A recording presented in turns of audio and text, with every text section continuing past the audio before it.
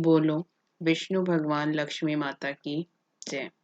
आज मैं माघ मास महात्म्य अध्याय 10 का गुणगान करती हूँ। अगर आपको अच्छा लगे तो लाइक शेयर सब्सक्राइब जरूर कीजिएगा।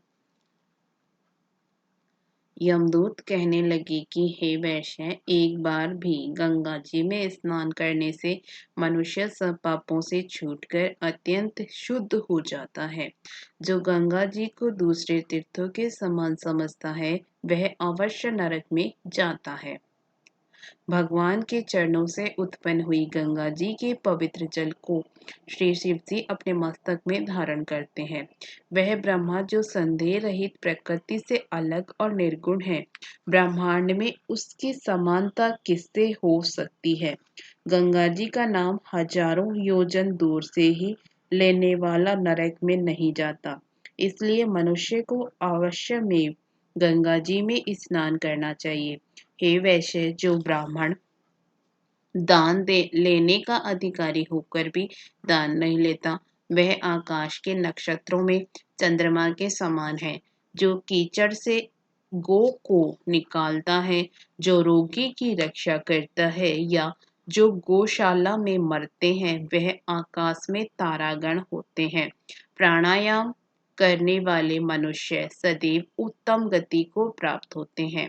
प्रातः समय स्नान के पश्चात जो 16 प्राणायाम करते हैं वह घोर पापों से बच जाते हैं। जो पराई स्त्री को माता समान मानते हैं वह यम की यातना को नहीं भोगते। जो मन से भी कभी पर स्त्री का चिंतन नहीं करता वह दोनों लोगों को अपने अधीन करता है। जो पराये धन को मिट्टी के समान समझता है वह स्वर्ग में जाता है। जिसने क्रोध को जीत लिया मानो उसने स्वर्ग को ही जीत लिया। जो माता पिता की सेवा देवता तुल्य करता है वह यम द्वार नहीं देखता, और जो गुरु की सेवा करते हैं वह ब्रह्मालोक को प्राप्त होते हैं। शील की रक्षा करने वाली स्त्री धन्य है। शील भंग करने वाली यमलोक जाती है। जो वेदों और शास्त्रों को पढ़ते हैं या पुराण और संहिता पढ़ते और सुनते हैं तथा जो स्मृति का व्याख्यान और धर्मशास्त्र समझते हैं या जो वेदांत में लीन रहते हैं वह पाप रहित होकर ब्रह्मलोक को प्राप्त होते हैं। जो अज्ञानियों को वेद शास्त्र का ज्ञान देते हैं वे देवताओं से भी पूजित होते हैं। यमदूत ने कहा कि हे वैश्य, श्रेष्ठ यमराज ने हमको वही आज्ञा दे रखी है कि तुम किसी वैष्णव को मेरे पास मत लाओ। हे वैश्य, पापी लोगों को इस संसार रूपी नरक को पार करने के लिए भगवान की भक्ति के सिवाय दूसरा और कोई उपाय नहीं।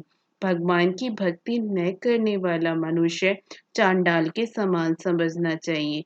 भगवान के भक्त अपने माता और पिता दोनों के कुलों को ताड़ देते हैं और उनको नरक में नहीं रहने देते। और जो मनुष्य वैष्णव का भोजन करते हैं वे भी भगवान की कृपा से श्रेष्ठ गति को प्राप्त होते हैं। बुद्धिमान को सदैव वैष्णव का अन्न खाना चाहिए। इससे बुद्धि पवित्र होकर मनुष्य पाप नहीं करता।